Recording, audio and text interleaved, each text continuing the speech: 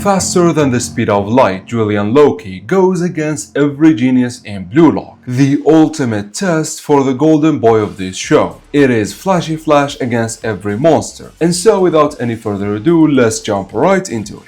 Now, usually when I make these matchups, I go over each player individually, explore their physicalities, their weapons, and their best feats. However, doing that in today's video would literally extend it to the heat death of the universe. And so, rather than talk about what each player could do, I'm just going to put them immediately against Loki, see how they fare both offensively and defensively, and their overall judgment against Loki. But of course, the most obvious and only exception to this rule is Loki himself. However, even still, I am not going to get deep with his weapons or physicality, but rather I will just give a brief overview of what he can do in general. That way we at least set the expectations right. And so let's start immediately with that. Let's talk about what Julian Loki can do and what really makes him special. Now obviously we gotta start with his speed, because it is his most defining feature. And that's because Loki is literally the fastest human being in Blue Lock right now. And what's wild is that back in the PXG game, his speed was literally off the charts. His feat of stopping the Kaiser impact would put him around 120 km per hour range of speed. And for reference, that's 3 times Usain Bolt's stop speed, meaning Loki could literally outrun a cheetah or a horse or a gazelle or any animal that runs or swims. The only few animals that could actually beat him in a contest of speed are birds. That's how absurd Julian Loki's speed was in the PXG game. The guy was quite literally a bird of prey on the field. He would give some species of eagles and hawks a run for their money. And I got this from a simple calculation. You see, typically shots in football range from 112 to around 250 km per hour. But the key distinction here, that's only for the pros, meaning a U20 player should not be able to reach that range if it wasn't the Kaiser impact. This shot is abnormally fast and abnormally powerful, and so I think Kaiser is definitely within that range. However, because he used the Magnus technique and because the ball is curving, I put the speed of his shot on the lower end. But of course, Loki actually outrun it, and so I thought 120 might be a safer bet. However, all of this got shattered because in chapter 343 it was confirmed that Loki's top speed is 37 km, which is still absurd for a football player, but nowhere near the level of craziness Kanshiro unloaded on us in the PXG game. I mean, as I said, if Loki could run at that speed, he is no longer a human being. He is a bird of prey. However, this new speed of his is more realistic, even though it makes him stopping the Kaiser impact a plot hole. However, no one really should care about that. It's anime at the end of the day, and things like this happen. But for us, this means having a 37 km per hour speed means that Loki is quite literally rivaling the player he was inspired by, Kylian Mbappe. However, Mbappe's top speed was 38 km, meaning Loki might still get an awakening in Blue Lock. However, this is neither here nor there. For the time being, understand that Loki is the fastest player in Blue Lock, however his speed is not unrivaled. A lot of football professional players come very close to Kylian Mbappe, however no one was ever able to catch him. And the reason this is very important is the fact that 1, 2 or 3 kilometers difference is honestly not that big of a deal. It is still within the range of reacting to that player. And this would prove very important for today's matchup, especially when we reach the pros of our list. However, speed is not everything there is to Loki. Even within his physicality, he is still insane. First, of course, with that insane speed, you expect the guy to get tired easily. However, we are seeing him in the French game going up and down the field repeatedly without giving even a single drop of sweat, meaning the guy's endurance is off the charts. And even still, his raw power and strength are also very high. The guy is not only fast, but he has the physicality to force his way through. But also Loki can jump very high. Again, him stopping the Kaiser impact the way he did signals that he has an above average jumping ability. And him almost scoring a header in this game all but confirms this. Which means for us overall, Loki's physicality is honestly insane. The guy is strong, very durable and can jump high, while at the same time being the fastest player in in the show.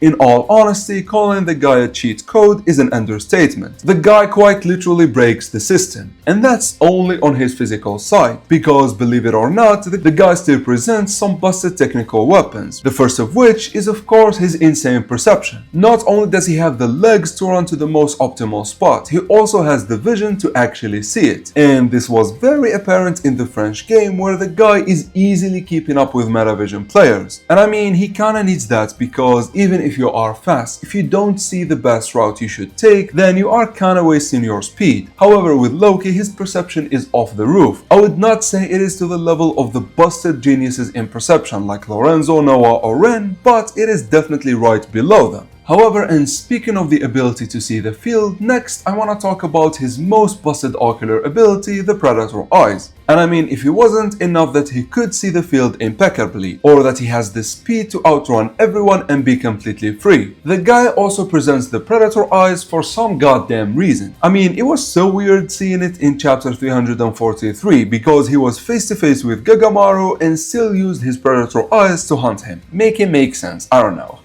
And finally, and to finish his insane weapons, we gotta talk about his shooting ability, because those legs are not only good for running, they also hit the ball very hard, and the result is one of the fastest and strongest shots in the show. And honestly, this is just scary. This is why Noah said that Loki presents the highest threat to him, because the guy is honestly off the charts. He is not just fast, he is also a well-rounded player physically speaking with insanely busted technical weapons. However, how would this cheat code fare against every genius in the show? And in fact, to begin the face-off, let's start with his most recent victim, Gagamaru. Now obviously Gagamaru is a goalkeeper, however think about it with me for a second. When he was not playing as a keeper, Gagamaru was a very impressive striker with an insane agility and the ability to snatch the ball unexpectedly. However, and unfortunately, I really do not see how these weapons would help him against Loki, especially because despite having an insane agility, Gagamaru lacks the instincts to activate it like Shido. The guy is sure very malleable, but he has no way of dealing with Loki's speed. Even if he tries something crazy, Loki could simply stand in front of him all of a sudden and stop any attack he throws, or he could quite literally outrun him to the ball. However, and I know I am making it seem to be grim for Gagamaru, I believe he actually has better performance than the next two players on the list, which I will talk about simultaneously because they kinda have similar weapons. And here I'm talking about Yuki and Bachira, who would get completely decimated by Loki. I mean, unlike Gagamaru who maybe could do some shenanigans in the air, Yuki and Bachira quite literally have no answer to Loki. They cannot dribble past him because he would simply circle around them. And defensively, they've never really shown any great feats. And so with these two, it's honestly going to be a massacre. It's going to be a one-sided fight with Bachira and Yuki getting wasted every time they face him off. And funny enough, things are actually worse for Yuki. You see, his dribbling relies on a lot of bursts of speed, and against Loki they are completely useless. I mean, as I said, dribblers in general don't do well against Loki, but Yuki have it worse. The only way I could see these two coming close to doing anything against Loki is to immediately pass or shoot the ball, which as it happened in chapter 344, that would be futile against Loki that is running towards you. And so again, I honestly feel it is so grim for these two, it's not even funny. And what's funny, the next player on the chopping block kinda suffers from the same thing. And here I'm talking about Alexis Ness. You see, Ness is also a dribbler, and we established that dribbling against Loki is just a death sentence. But where Bachira and Yuki fail, I feel like Ness might have a chance at immediately delivering a nasty pass before Loki could stop him. And this is because Ness presents an infinite amount of patterns when it comes to his passing. The guy was imagining a lot of scenarios for one singular pass to Kaiser in the same position, which means that maybe he could account for Loki and maybe by some miracle he could deliver a pass even if Loki is around him. But this does not change the fact that he will be completely massacred by the French flashy flash. However, if dribbling is completely useless and if passing is kinda sus against Loki, what actual weapons could work against this monster? Well, I am here to tell you that not quite a lot could actually do you any good, but I feel like players who are able to hold the ball enough could maybe tangle with him for a second until they pass the ball. This is still a very small chance, but I feel like players who are good at keeping the ball would kinda do better than dribblers.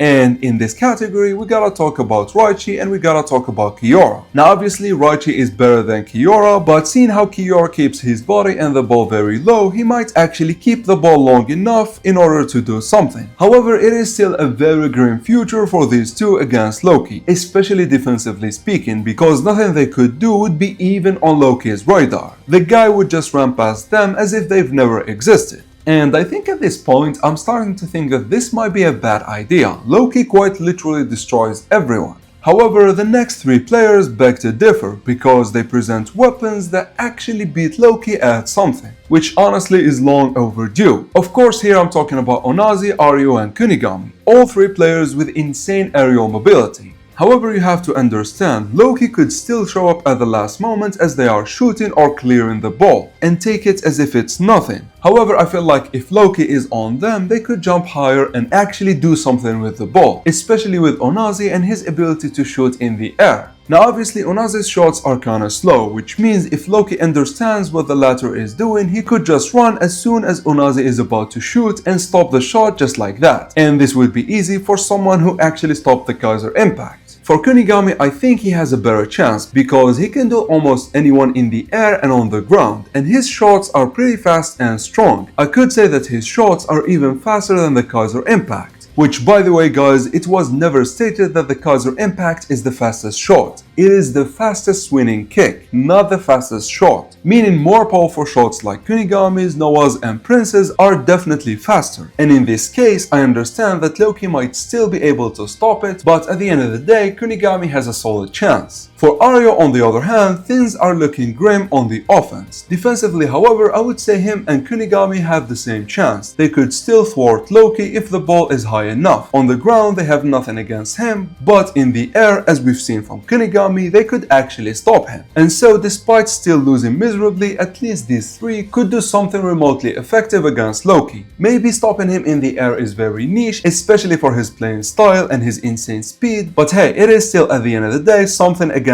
Flashy Flash, and so we take those. And speaking of doing something even if remotely small against Flashy Flash, let's talk about the next three players who I might say are the most special cases in today's video. And here I'm talking about Kurona, Chigiri and Zantetsu. Now these are the fastest players in the show. They are so absurd that they could blitz almost everyone in Blue Lock. However, as we've seen, they themselves are no match to Loki's insane speed. And so what would they be even able to do? I mean, Loki would just blitz them. Well, as we've seen from Chigiri, they can at least try to stop him if they can expect his route. And I feel in this one, Zantetsu might be the best here because his acceleration is the best and he is the most physically capable. And so he might do the same as Chigiri and hold him long enough for Karasu or Isagi to intervene. I still think this would be a rare occurrence, especially if Loki starts accounting for them, but once more, hey, it's something. Offensively, however, they literally have no answer to Loki. If their weapon is to run free, well then the guy runs faster than them and would stop them 100% of the times. And so they are in the same boat as Aryu, where they could do something remotely small against him defensively, but offensively they get decimated by him completely. And I feel like offensively it would be the worst for these players than any other player on today's list, because his speed quite literally negates their existence on the field. And so once more, Julian Loki is unstoppable. And I gotta say, in the same boat as Chigiri, Zantetsu and Kurona, I have Leiden and Kamos. And I know we don't know much about them, but I felt that because their weapons are all about speed, they will get the same treatment as Chigiri, Zantetsu and Kurona. They could probably do something defensively, but get decimated completely on the offense. However, with all of these players out of the way, now it is time for the special players. These ones have more than just one weapon that define them, and they are very capable of dealing with tough situations. And of course, the first is none other than the ninja Otoya Ita. Now obviously we've seen him get decimated in chapter 344, however Otoya was not playing to his strongest point. He was not sneaking in from the shadows. And I understand Loki's perception is insane, and so he could probably see Otoya sneaking in. However, you have to understand, if Otoya is capable to sneak up on Rin, then I have no doubt that he could do it against Loki. I mean, the only way he was stopped in the U20 game was by having a player constantly on him, which I doubt would happen in a real game. I doubt that Loki would dedicate himself to stopping Otoya. And so using that, Otoya will be able to sneak up on Loki more often than not. And I feel like Loki might start accounting for it, but it is still a valid playing style. I would say that Otoya might be successful on the offense more on the defense, because as we've seen in chapter 343, even if Otoya sneaks in, there is just no way to deal with that speed. And so it would be honestly futile. On the offense, however, he could sneak up in a remote place than Loki, and even with his insane speed, Otoya might position himself far enough that he could be able to shoot. Or he could sneak up right behind Loki, where the latter cannot turn fast enough. And we've seen this happen with Chris Prince. And because of that, I honestly think that Otoya has a legit chance to score over Loki, which is the first in today's matchup. I still think he would get decimated everywhere by Loki, but hey, he at least has a chance at the goal for the first time. And I gotta say, the same could be said for the next player, which is none other than the dragon Shido Ryusei.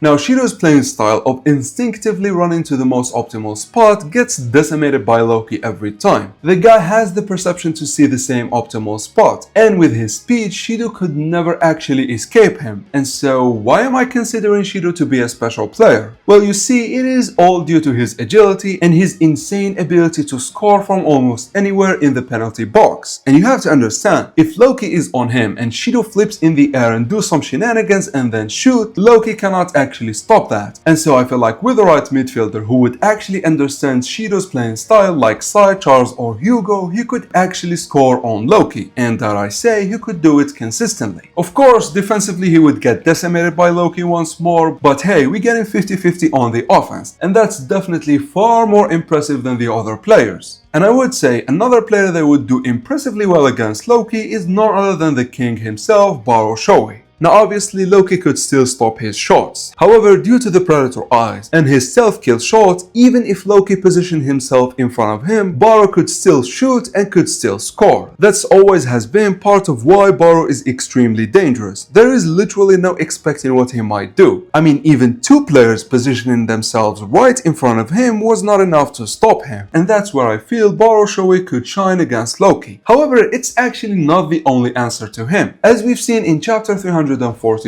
Baro quite literally devoured Loki. By utilizing Shido's perfect positioning, Baro was able to sneak up on Loki and completely devour him and shoot right in front of his face, with the latter not being able to do anything. Which, by the way, could work with Otoya as well. I feel like Baro is just more consistent due to having a better shot, the Predator eyes, and due to his insane mentality. I mean, I'm starting to understand why Noah specifically admired Baro's mentality, because the guy is so unpredictable that he could devour you in ways you cannot even imagine. And so for that reason, I feel like Baro has more than 50% chance to score over Loki. But still, defensively, he would get massacred by Flashy Flash. Again, no answer to him whatsoever. I mean, even fast players like Shido, Chigiri and Otoya have no answer to Loki, and so Baro definitely cannot do anything. However, having a more than 50% chance to score over the Freak is still very impressive, and honestly could be only rivaled by the next two players on our list. The first of which is of course the lazy genius Nagi Seishiro. Now think about Nagi like Onazi. However, he is just more insane. He has much better shots and he is far more unpredictable if he is focused on the game, which after getting eliminated and going to side B, we all know that Nagi is completely engulfed in football right now. And so if there is one player that is able to pull off some insane shenanigans and score over Loki, I gotta say it's Nagi. However, here's the crazy part. I actually would not give it more chance than Shido, simply because we don't know where Nagi stands right now. I honestly could see him do the best against Loki because of his craziness, but with no confirmation, I am on the fence here. And again, he could do something against Loki offensively, but get decimated by him defensively. I mean, this seems like the running theme of this matchup. Well, until of course we reach the motherfucker of Blue Lock, Rin Itoshi, or specifically Berserker Rin. Now you might think that because Berserker Rin is a dribbler, then he would fail against Loki the same as Yuki, Bachura and Ness. However, you have to understand, Rin is not the one-on-one emperor because of his dribbling ability only. His dueling ability is also off the charts, and his ability to shoot while clashing with any player is also extremely effective, especially because if Loki accounts for it and keep his distance, Rin's predator eyes would hunt him the same as Baro. And so of all the players in Blue Lock, I feel like Rin has the highest chance to do something against Loki, offensively speaking. Once again, they could do something against him on the offense, they get decimated by him on defense. Although I gotta say once more, Rin has the highest chance to do something against Loki defensively right after the speedsters. And that's because, again, due to his dueling. If Rin is able to position himself right in front of Loki and not allow him to run free, I feel like he has a chance. If he doesn't do this specifically, he obviously would get decimated. But in the right settings, he might actually do something. And so I'll give him like a 10% chance of stopping him. Maybe 5, I don't know.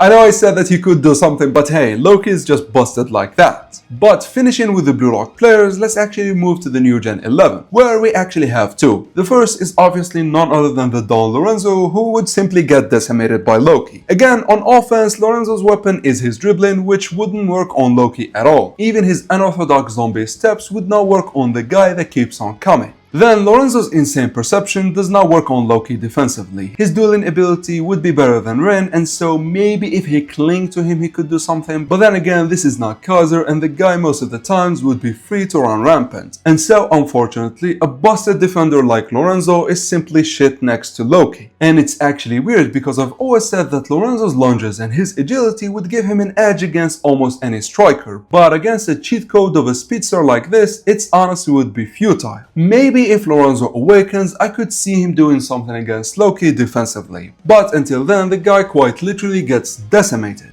The next new Gen 11 on the other hand would actually do much better. Of course here I'm talking about Bunny. Now defensively he would get decimated obviously, but offensively I feel like Bunny is just Nagi 2.0. If not, he is leagues ahead of Nagi. And so all of the shenanigans I said Shido and Nagi might do against Loki, I think Bunny could do even better job. And I would say because of that I would put him on the same tier as Rin, where they have a very high chance of scoring even if Loki is against them. However, and of course with Bunny out of the way, we are done with the U20 players, and now we move to Loki's biggest challengers yet. Of course, I'm talking about the pros, starting up straight with Silva. Now, to be honest, Silva would be just Bunny 2.0. The guy is unstoppable in the air, and that would be the only way he would beat Loki. Defensively, as I said with Bunny, has no answer for him. On the offense, as I said, Silva may be able to do something. Again, because he is so dominant in the air, but also because he is a tank, and so he could force his way through and still shoot despite Loki trying to stop him. Maybe he would do the same as Hugo, where he throws his hand very far and stop Loki from ever coming close to the ball. And actually I think that might be the same game plan for Blake, where their sheer dominance would allow them to plow through Loki. However, what it gets interesting with Blake is the fact that he is fast. I mean, he is not just muscular and strong, he also is very fast. The latter treated Zantetsu as if he was nothing. And so in all honesty, I could see him expecting Loki and doing the same as Chigiri, albeit he would be stronger and maybe he could stop him all by himself, which would be the first time someone has a good chance of stopping Loki. I mean, up until this point, even the best defender Lorenzo gets decimated by Loki on the defense. Blake, on the other hand, might actually have a chance. I would not say it is 50-50, I would say it is about 30%, especially because Loki could start accounting for him and trying to avoid him, which would render Blake's insane powerful physique completely useless against Loki. And so once more, Loki seems to be unstoppable, although Blake seemed to be very close. However, next I'm gonna talk about Luna and Levi in the same regards. They both present insane dribbling abilities, which, as I said, I don't think it would work that much on Loki, especially with his ability to get back. Now Levi might actually have a chance if Loki is reckless enough and he makes him dance. And so it's not a massacre by any means, but I feel like dribbling would not work on someone as fast as Loki. At the end of the day, if their trick works, Loki could simply run back. However, with this out of the way, ladies and gentlemen, we reach the first two players that would actually have a chance against Loki, both defensively and offensively. Of course, here I'm talking about Noah and Prince. Now first let's talk about Prince. I know it might not seem like it, but Prince is extremely fast. The guy has 100% in speed, which means in my book he is second only to Julian Loki. And this is very interesting because if we look at the second fastest player in real football, which is Haaland, you will see that he sprints at 36 kilometers per hour, which is very close to Mbappe's 38. And as I said, 1, 2 or 3 kilometers don't matter that much. And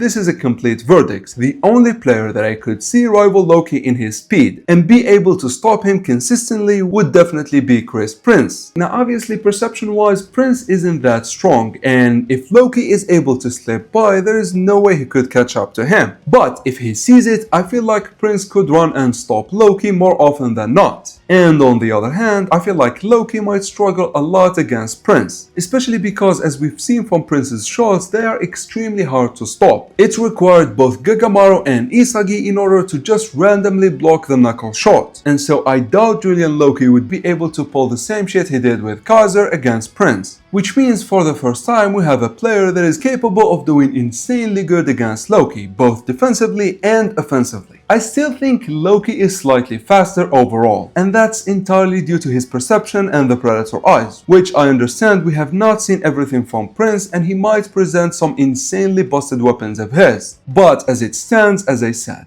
Loki is slightly overall better than Prince, but individually if he does not sneak up on him, he actually cannot deal with the second best player in the world. Which honestly is just interesting. I feel like the writer wrote them very close this way. And hey, by the way, I actually made a video on this specifically. I made Loki versus Prince versus Levi. However, with this, ladies and gentlemen, we reach the man of the hour. Now, you have to understand, Noah is kinda like Prince. I know it's not mentioned, but the guy was able to keep up with Prince, both physically speaking and in terms of speed. I would say that Chris Prince is still faster, but the difference would be 1, maybe 2 kilometers. And so I think he might perform the same as Prince individually speaking against Loki. But that's only on defense. On offense, however, I have no doubt in my mind Loki cannot stop Noah. Noah would literally be like a truck moving through hay. If he expects him, he would definitely decimate him. Now Loki still has a chance by intercepting the passes coming towards Noah, but if Noah has the ball, I think Loki has no answer to him. And another thing that would give Noah the edge over Prince would definitely be his perception. You see, Noah's perception is off the limits. The guy is able to keep up with Metavision users except Snuffy like they are nothing. And so I feel like it's harder to escape Noah than it is to escape Prince, because you cannot easily sneak up on Noah and that insane perception. And I know what I said, that perception no longer works against that of Loki's. However, you have to understand, I am suspecting that Noah's perception would be on a whole different level. I am calling it him and Snuffy would be on the same level as Hugo, which means they are the only ones that could react through perception to Loki. And here's the thing, we've actually seen this in the PXG game, when Loki stole the ball from Isagi and he was far from Noah. Of course he did what he wanted, but he was not able to escape Noah, not even once when it was one-on-one. And for that reason, my final verdict is this. Unlike Prince, who would win only individually, I would say that Noah beats Loki both individually and in the overall assessment. Noah is too unstoppable as an offensive force for Loki to actually beat him in an overall assessment. And honestly, this is insane. Noah is just busted like that. And he seems to be very simple, yet he is insanely strong.